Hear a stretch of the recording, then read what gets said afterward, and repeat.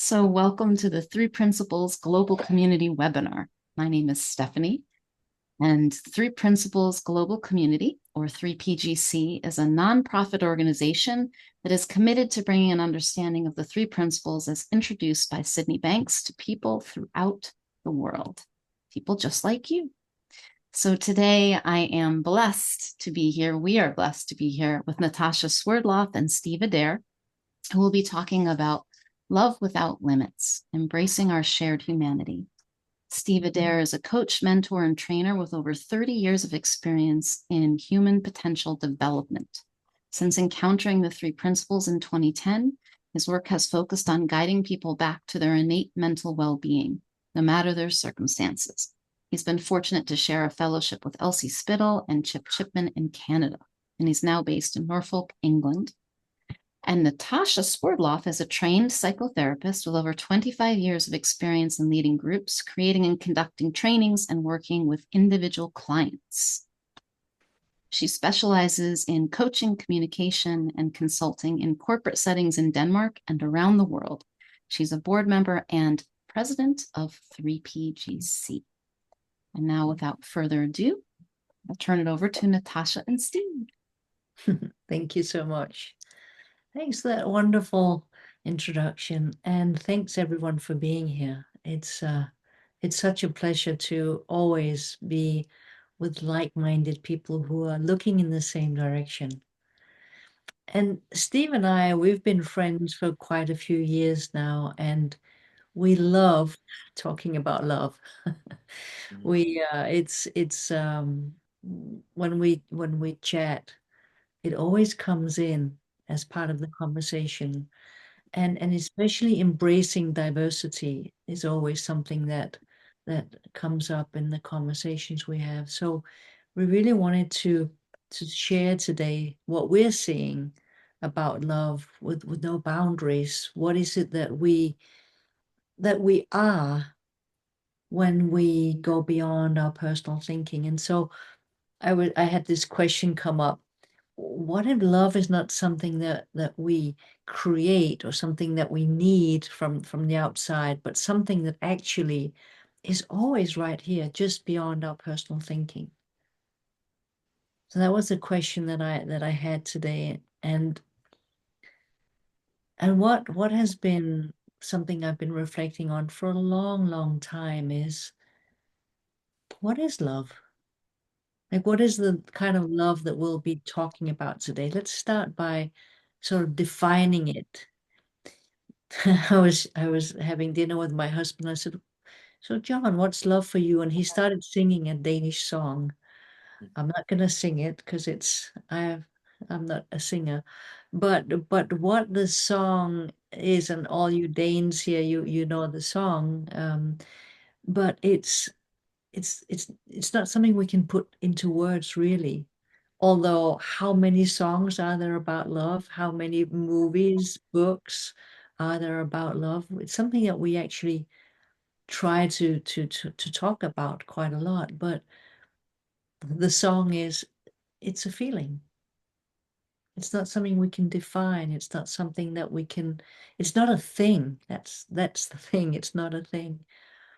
And so I've spent time over the past few days really going inside to try and put into words something that's formless. And and as everything with the three principles, the best way to talk about something that doesn't have a form is in metaphors. So for instance, today I was with a girlfriend who recently bought a horse. She bought an Icelandic horse, and I remember when she just got her, she was speaking about this horse, totally in love.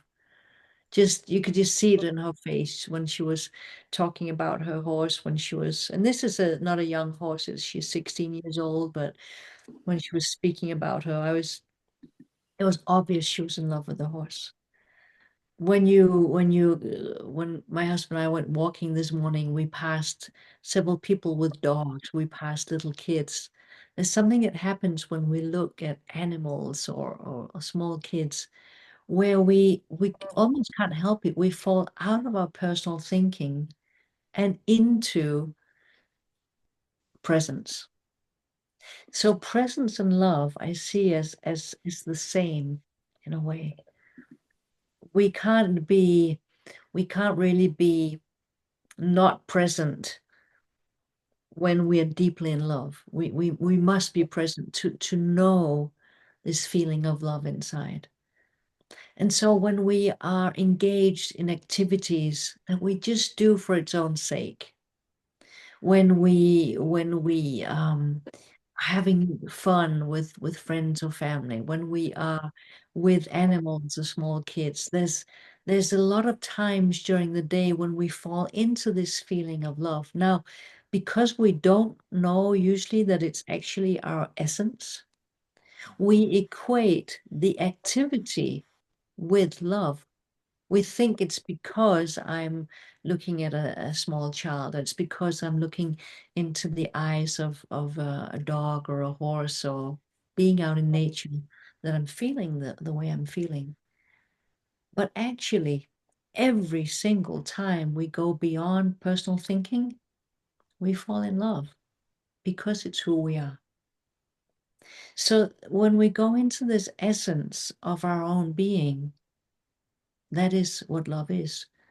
It's presence, it's love.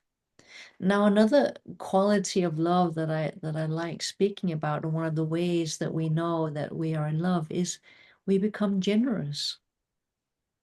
Generous with our time, generous with our help, generous with a smile, generous in many different ways.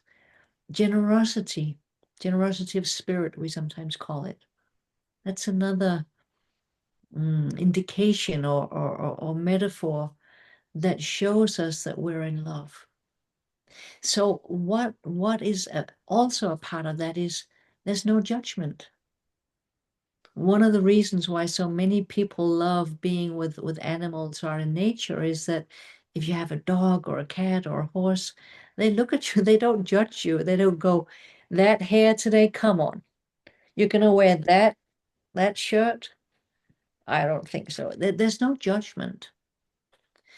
And if you look in your own life when you are in that feeling of love, whatever you look at in that moment is beautiful. And it's beautiful because you don't judge it.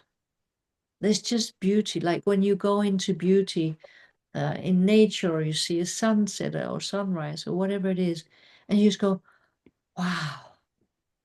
It's like it's for one moment, there's an opening. There's a falling away of personal thinking. You might have even, sometimes I'm driving in my car and I might have something on my mind, and then I see the sun coming down. I see this red ball of light through my window, and I just went, wow.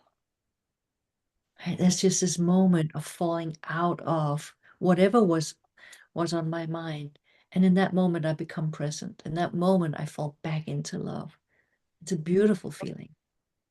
Of course, I can jump right back in my thinking if I will, but quite often, that moment of touching something beautiful, the feeling is so nice. It's like, why would I go back to whatever was on my mind? So we fall into presence. We fall in love whenever we're completely in the moment, when we fall out of personal thinking, when we see something beautiful, when we are engaged in the activity that we love doing, and you forget time and space. I sometimes I love writing, and I'm writing another book at the moment, and whenever I'm writing and just I forget completely time and space. It's so beautiful. So we have this thinking mind that's constantly babbling, constantly. And when we, for a moment, even for a moment, just fall out of that, just either because we see something beautiful, or because we pass a young child, or because something, but in that moment, Sydney Banks put it, when you touch that space, something more beautiful must come into your awareness. And that's the feeling, that's the direction we'll be pointing today. We're going to look into the direction of that which has no form. We can't even really describe it, even though we're gonna do our very best. But we want to point to something that's universal, not personal. We won't be speaking about personal love, even though we all have personal love in our lives, whether it's a person or an animal or nature. But we're looking at something universal. We'll be looking at universal love.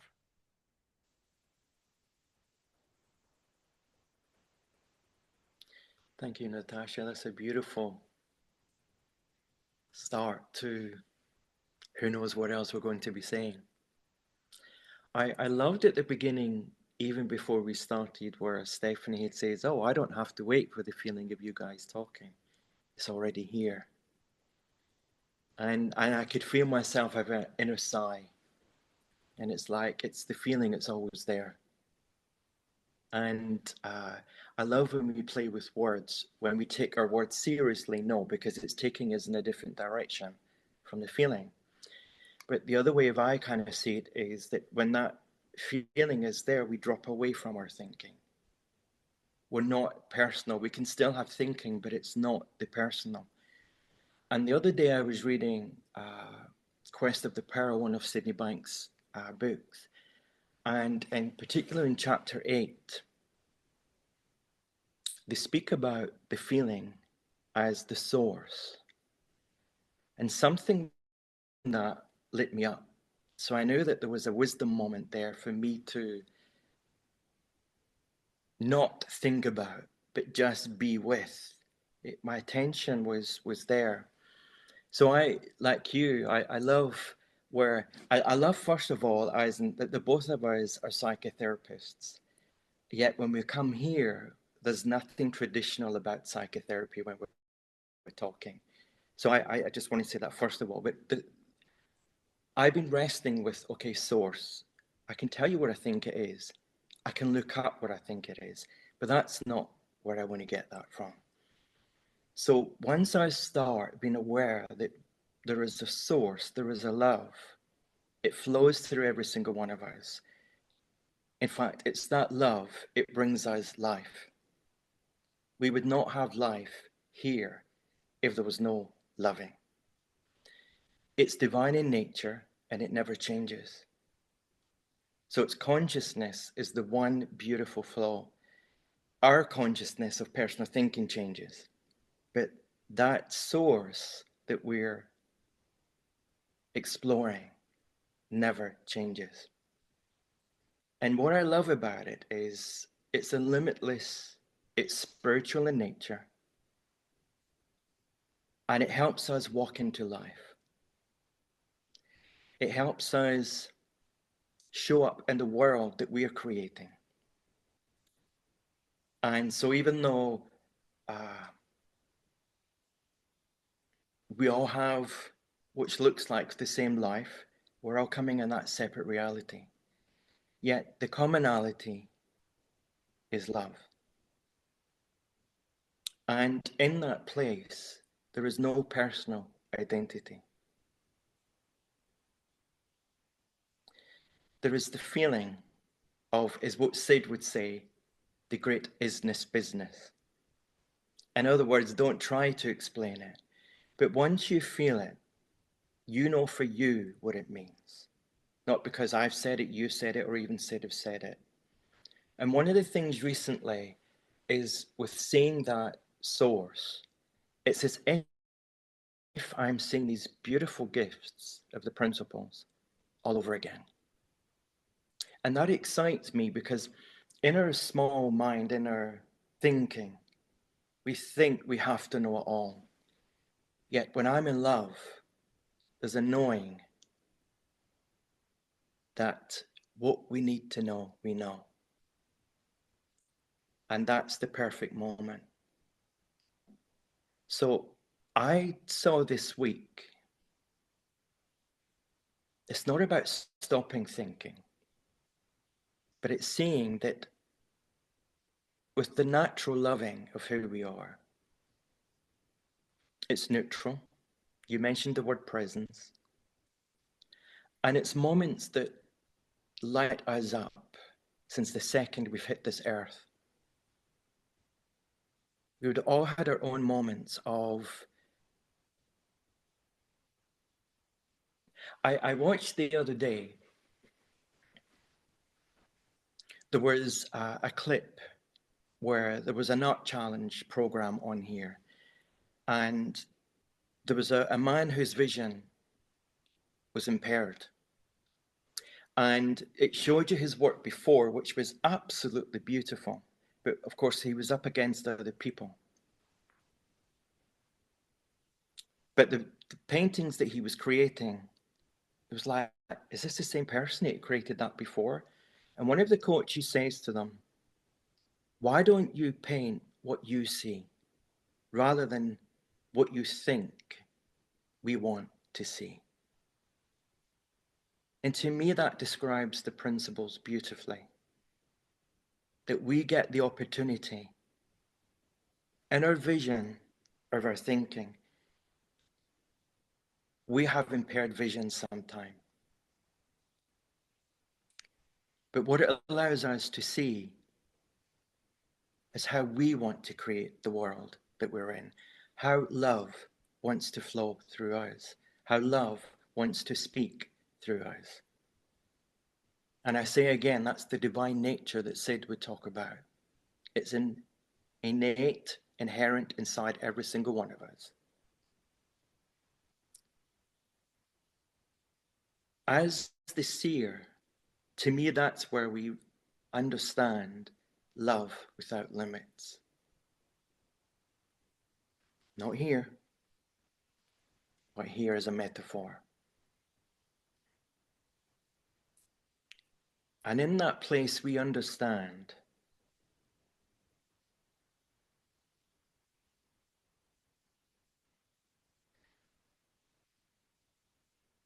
the moment to moment.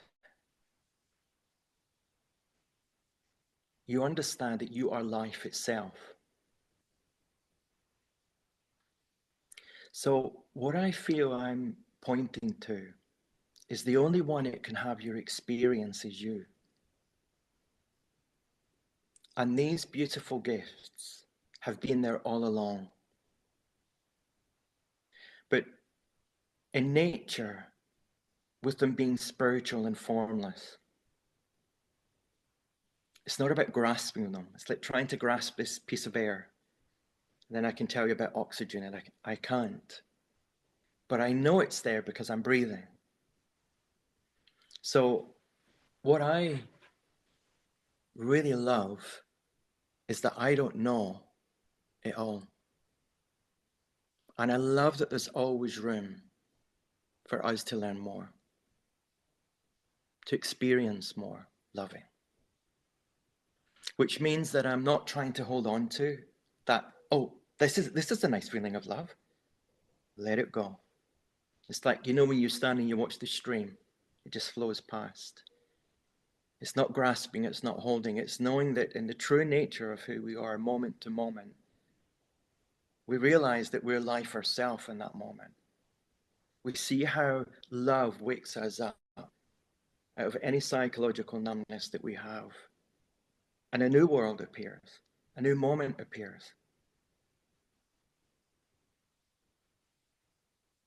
Inside of us. And when we come from that inside of us and start to look around us, to the thinking it doesn't look different, but the feeling orientation that we're in that moment does. And I love what Natasha you were pointing to, because it's almost like childlike. It's almost like, oh, what's that about? Without asking or thinking, what's that about? And we get to see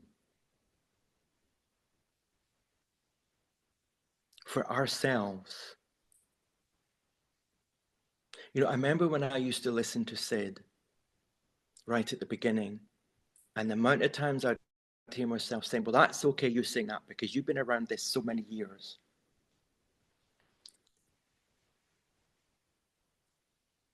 And then there was something that I listened to that I realized that this truly is inside everyone. And it was so refreshing to know that it was something that I didn't have to learn. But yet, when I understand that I am the thinker of all my experiences, and that at times I've not been kind to myself, I've not been helpful to myself, but to realize through the eyes of innocence that happens sometimes. But yet, the moments that I think that we don't treasure the most, it looks like all our thinking is not so positive. But when we have our moments of really, if we were to stretch out in a graph, we would see that we feel more loving than what we don't.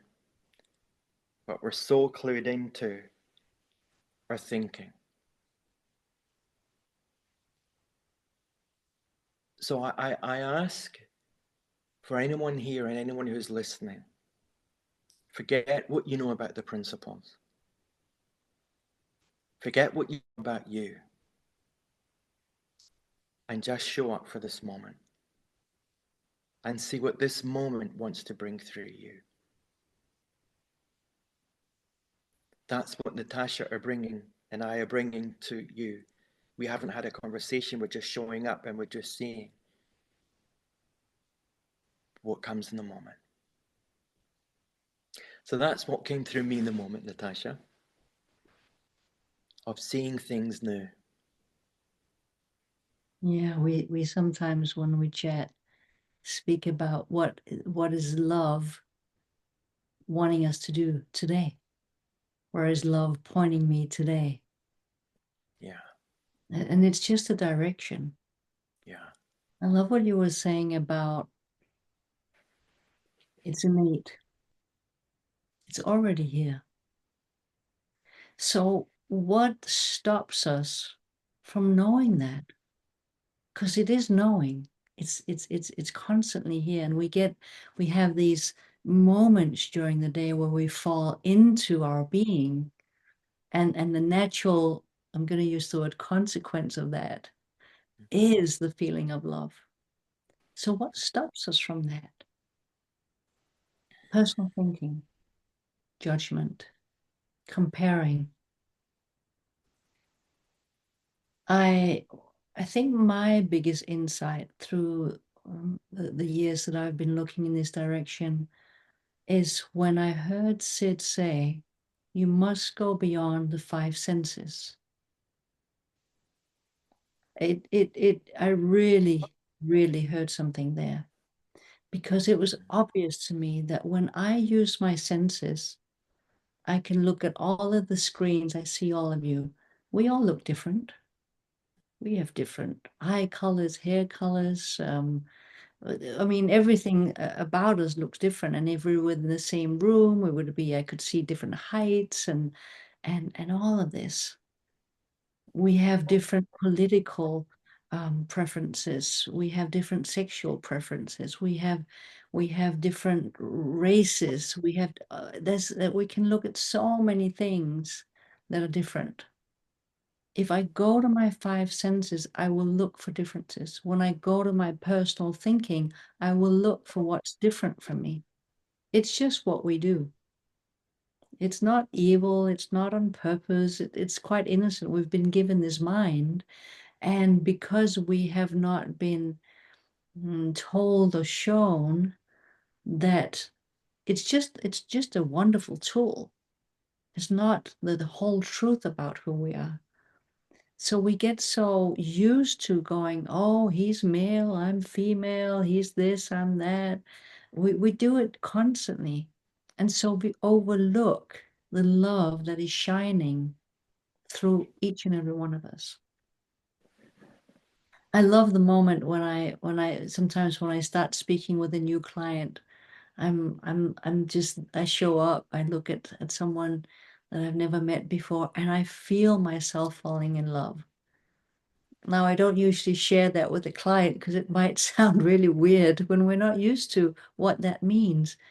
But it's the most beautiful universal love that I fall into. And it's not because of the other person. It's simply because I allow myself to be empty, completely empty, showing up for this talk. It was funny. Actually, Steve and I did talk yesterday for an hour and a half, but we spoke nothing about the talk we were going to have today. We were just so engaged in talking about our life and what we were doing, and so we didn't have any conversations about what this talk would be about, because we both knew that it wasn't necessary.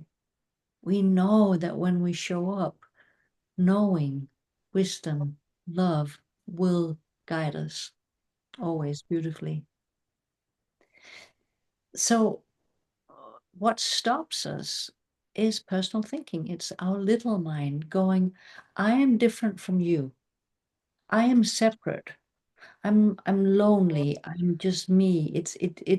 Our little mind creates a sense of separation. So the five senses and personal thinking creates this illusion that I'm alone. There's me, and then there's all of you, and you might be smarter than me and have better jobs, or more beautiful, or more whatever it is. That's little mind. That's what it does. It's what the intellect does. We've been taught to use the tool of the mind in that way. And it's great for a lot of things. It's not great for finding love. In fact, when we fall in love, usually what happens is in that moment we see the partner that we have fallen in love with, and we have no judgment. We think everything about them is cute and charming and all this. And then for many people, after a while, they start, well, I wish you could clean the kitchen a little better than you do, or I wish you could remember to pick up your socks. And we start to judge. I wish you could be more this or less that. And the judgments start. And of course, over time, if I don't catch that, there will be so many layers of judgment that I'm seeing my partner through that I forget I'm in love. Often when I speak to couples who have fallen out of love with each other, that's what I point to. I point them back to what was the essence that you saw in the beginning, to help them see that the only thing stopping them from being in love again is all the judgmental thinking that they've put on, all the layers of judgment, comparison. I think I know what you are thinking about me, or I'm frightened of what I might be thinking of you, or there's so many layers of thought. So part of what I do with couples is I help them peel it off in a way. Again, just a metaphor, but I help them see beyond that and back to the essence of what attracted them in the first place. And then showing them how that's what we do with our minds. We start thinking, we start judging. And judgment always creates distance. Always. I think one of the things that has really happened in my life through the 13, 14 years I've been looking in this direction is that I can notice that I judge less, much less than I used to. I notice that because it's so obvious that I'll see a situation that I would usually go or something, and it doesn't happen. I'm like, oh, and I remember what I would be like. I remember, oh, I used to judge that. Now I'm like, oh, I'm so sorry you feel that way. Or oh, that's too bad. But nothing, there doesn't come this sense of harshness that usually comes with judgment. So it becomes more gentle. It's a more gentle way of moving through life.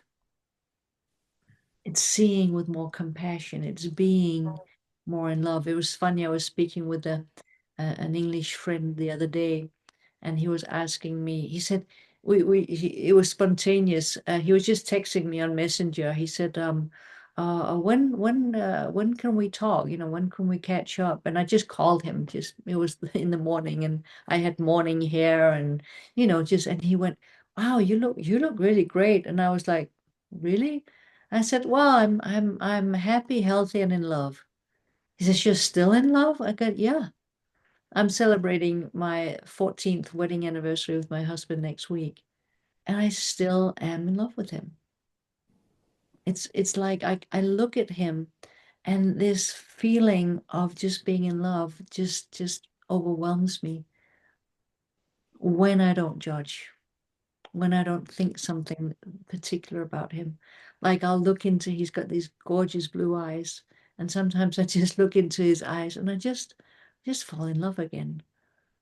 Or he'll laugh or smile, or something. He brings me coffee every morning. It's little things. It's nothing big, but it's I'm present with him, and in that moment I fall back in love.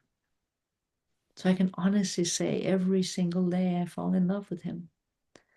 Not because of anything he does or says necessarily, but because I fall out of judgmental thinking, out of my intellect, and into the present moment and see the beauty.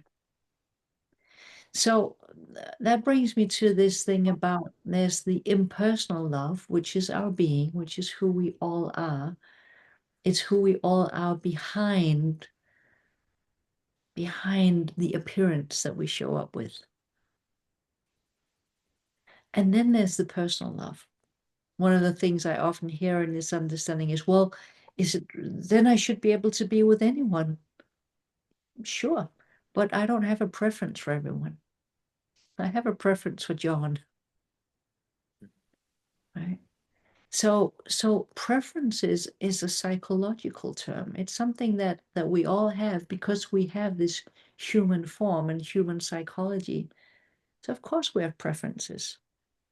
I like vanilla ice cream a little better than I like chocolate ice cream. I like John better than I like most other people. Although I saw a film with Brad Pitt last night. He's pretty cute too. But I'm aware that there's a personal preference there, and we have those.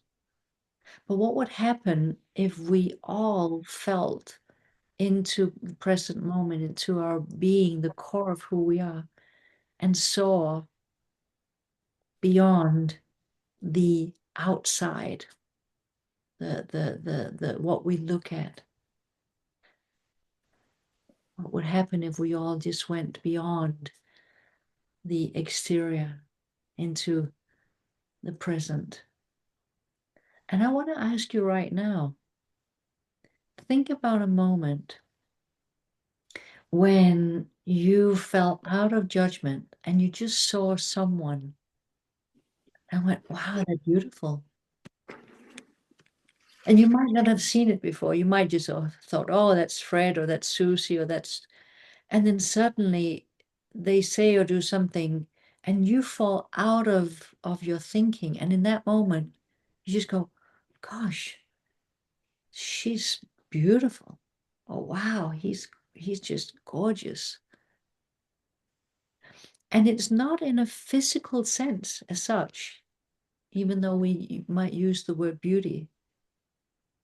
It's the soul coming through. It's I love in English you say the beauty lies in the eyes of the beholder. It's because I'm in love. Anything I look at out there is gonna look beautiful to me. Again, it's a direction to look in, to notice how when I'm present, when I am not caught up in thought, I see beyond the physical appearance, age, gender, height, weight, anything, to the human, or what, or it could be an animal, but whatever is in front of me, I see the essence of it, and I recognize that essence as me.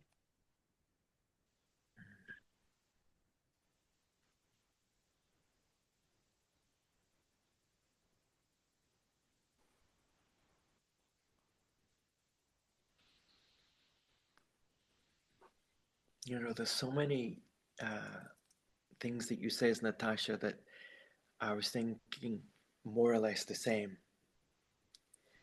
And there is two ways that could have gone. I could have thought, oh, drat, I was going to say that. Now I can't say it, and gone into my personal thinking.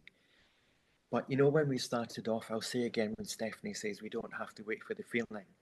What it reminded me, instead of allowing my personal to take me somewhere, it reminded me of, well, why wouldn't consciousness bring that to us?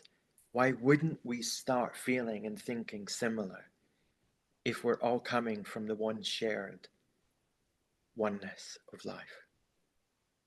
And so it excites me now that, wow, we were on the same vibe, if you like. We were flowing on the same experience. And so that's different from where personal identity creates arguments, wars. But when we look at what are we really seeing here, is the beauty and the loving of mind, of the true spiritual nature, giving us the moment.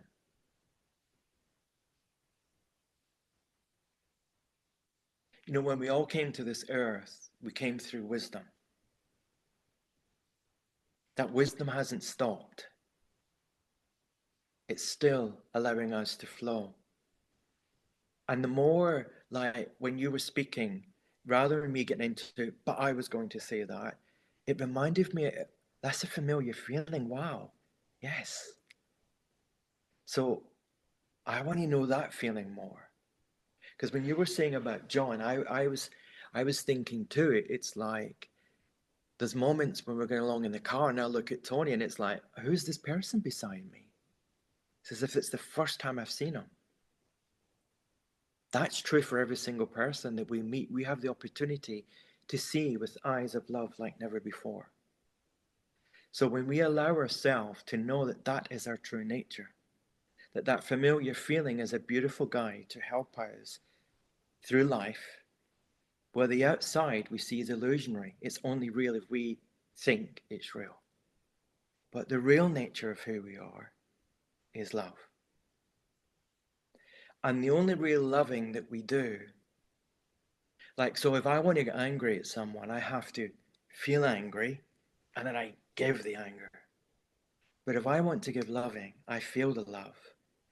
But the beautiful thing about it is, when we share love, we also deepen our experience of love. So it doesn't just stay with you seeing John, me seeing Tony. It's a new world. Everything is seen like never before. And I love that that's inbuilt for us. Inside, we use as the metaphor. Love is our true nature. Our thinking is our made-up realities. And when we are coming from that essence of love, we don't make our identity as personal. So as what Natasha was beautifully saying, we don't get into, oh, I'm doing this talk with a woman. It's a woman from Denmark. Is she going? We just see, wow, let's see how we rock up. Let's just see what flows in that moment. When we know that everything is made up, we also get to see in our place of love that it's made up of divine energy. And divine energy is new. It's never been felt before. So again, don't try and grasp that happy or good feeling that you had. Let it flow through you. There is loads more coming your way. And there is no separation from that. There's nothing that you have to do apart from realizing that I am the thinker of all my experiences. I was speaking to a client the other day, and he kept on still wanting to argue with me that, but yeah, I know I'm the thinker, but I'm still thinking, how do I stop it? And I said, I don't know. I've tried the majority of my life to stop it. But what I've noticed, I created more thinking, am I trying to stop it? But what I realized that when I gave an experience of like, so I grew up in Scotland, and where we lived, there was the little rocks, or the wee rocks as we called it, and the big rocks. And they were you could climb over them, you played hide and go seek, you played lots of games. And you weren't allowed to go across to the big rocks until you were over 12 because there was a busy main road.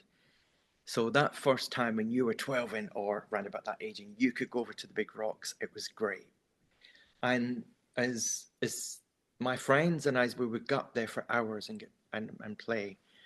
But when we started playing hide and go seek, I would find a place to lie down, and I became so quiet that nobody could find me.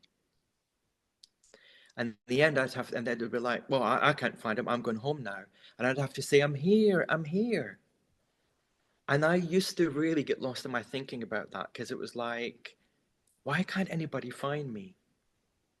And it wasn't until I started understanding or natural loving is that I became so still, and their busyness of trying to find me, they were walking past me. One was standing, looking over me, saying, I don't know where he is. And I think I had a couple of little giggles, which might have gave it away. But that stillness is always there. I don't have to go and lie in a rock and find the rock. That stillness is always there. It is a part of loving. And when we're present to that, there is appreciation of life. There is just seeing things as they are rather than what we think they should be. So our experience goes from one of being blinkered to wider. Our breathing changes.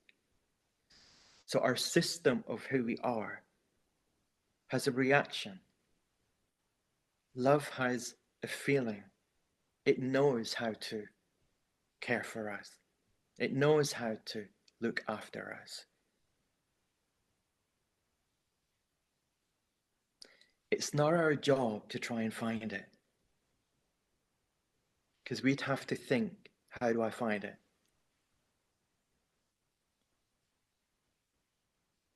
But it's the part it evolves us. It's the part it moves us. It's the part that allows me to move my hand. It's wisdom. And Sid would say wisdom is the purity of thought.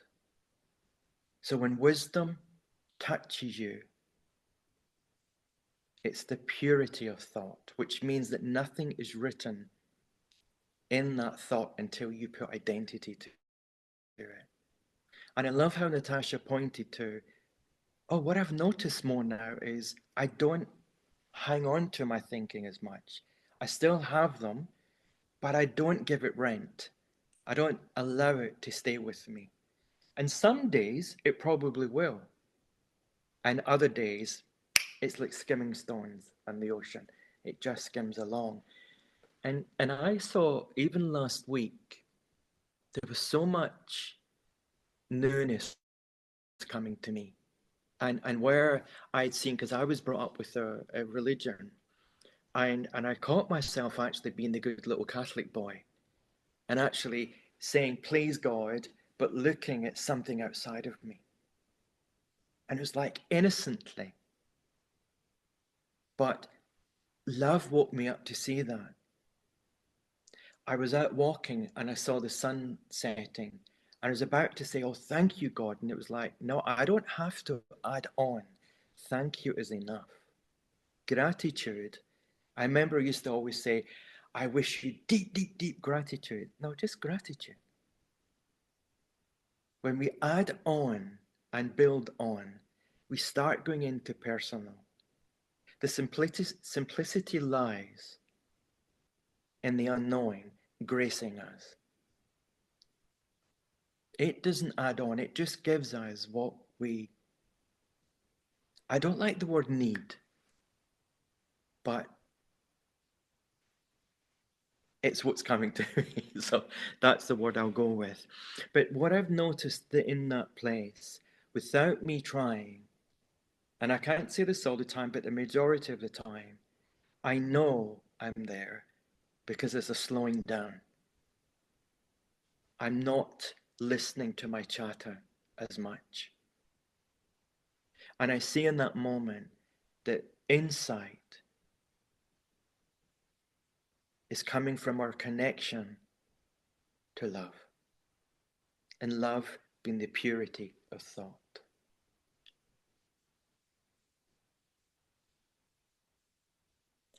And I can say that now.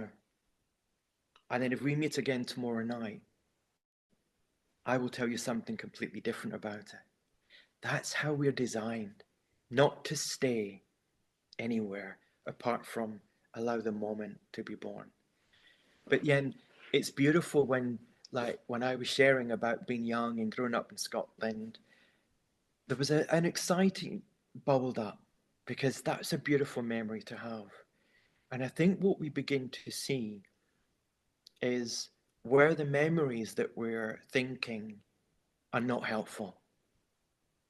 And we don't have to invest any more of them.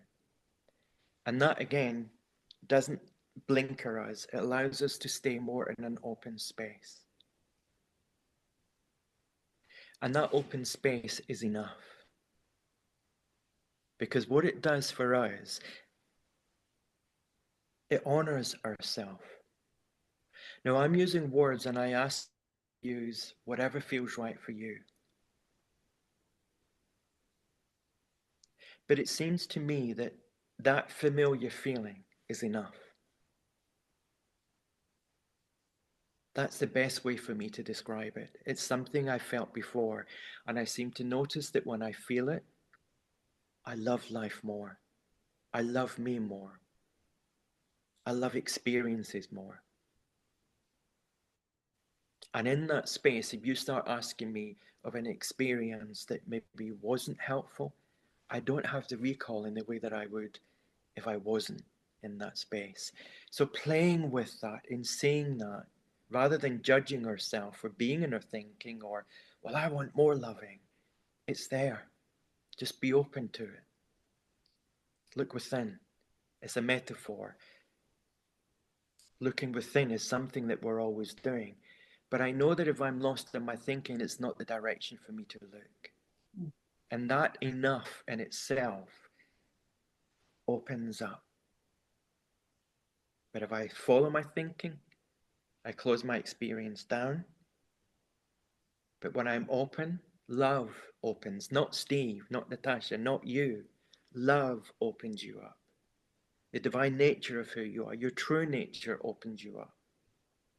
And sometimes it might just be enough. And it's not getting into, well, the last time I was 100% open, whether this time I'm 3%. That 3% will be as beautiful as the 100% because it's perfect in the moment. So wisdom has your back. Love has your back. Love is the knowing that you're looking for. You are the loving that you've been looking for. The loving that you've been seeking has been inside of you all along. And innocently, we've gone looking outside the world. When you see it, great. That's enough to see that you're looking outside.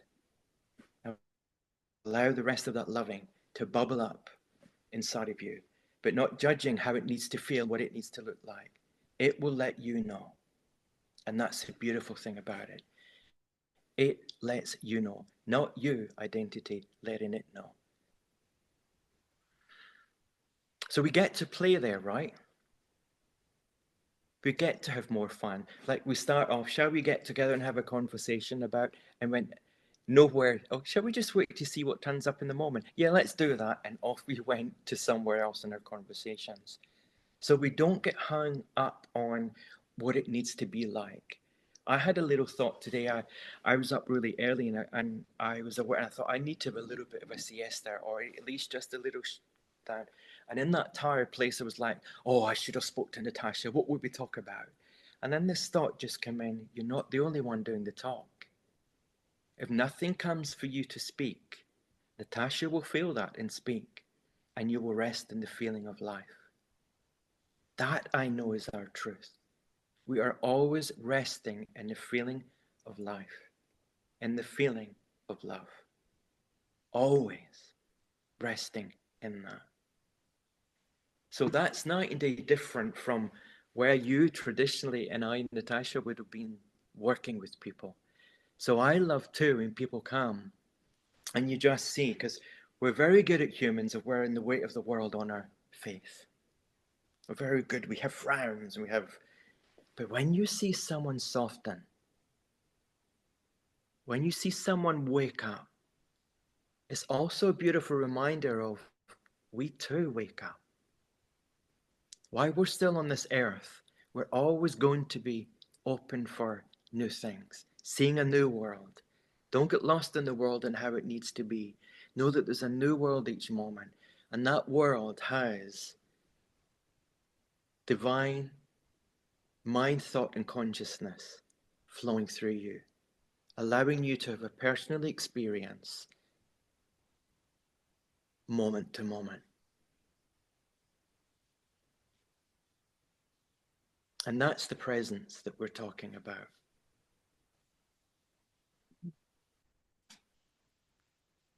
You know, I started today by asking the question, what if love wasn't something that we need to create, but is really a direction of looking within to what is innate within us. So it's not something we need to create. It is something that we need to wake up to, our shared humanity, that which we all are. And I don't know how you guys are feeling, but I would love for you all to put in the chat just one word of any feeling that you have. If you were going to put into words the feeling that you have right now, please put it in the chat. I would love for everyone just to write something. Just kind of do a little sharing with each other. If you could put into a word, what would it be? What you're experiencing right now.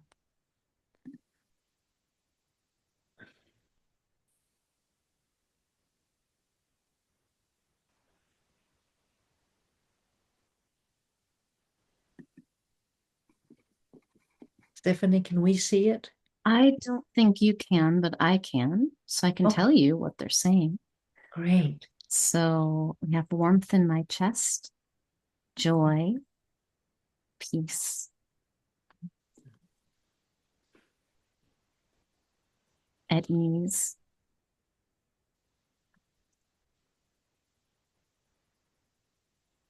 I've added relaxation, settled, grateful.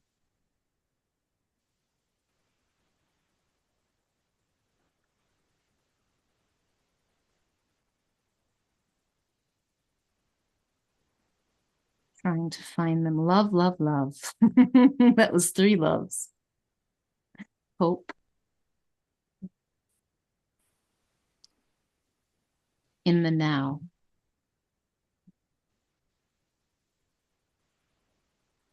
Wow. And then a lot of beautiful hearts flowing. Yeah. So what I would love to end with is just to say that whatever you're filling up with right now, joy, hope, love, peace, give it away. You, as Steve was saying earlier, it's not like you give something and then and then it's gone from you. No, more of it will come to you if you're joyful and you give joy to another person, you'll be filled with more joy. If you give kindness, you'll be filled with more kindness. It's an unending source. Yeah. It is source itself. It is life itself. It overflows always. That's what life does. It gives generously without judgment. That's what love is. It's giving without judgment. Love is, there's no boundaries between me and you. We are the same.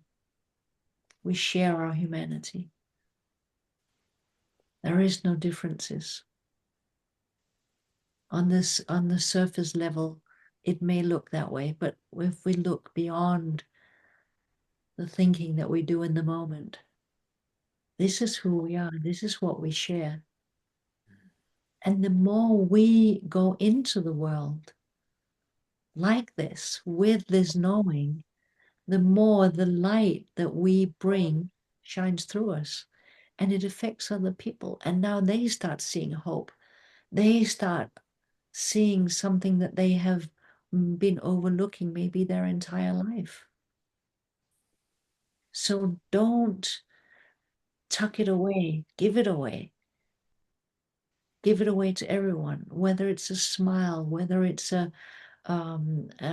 quick chat with somebody in the line in the supermarket, whatever it is, give it away. So I want to thank all of you for coming today. Thank you, Steve, for doing this with me again. Thank you, Stephanie, for hosting us. And I love you all. And I'm so grateful to be able to share this with you in this beautiful community. Yeah, me too.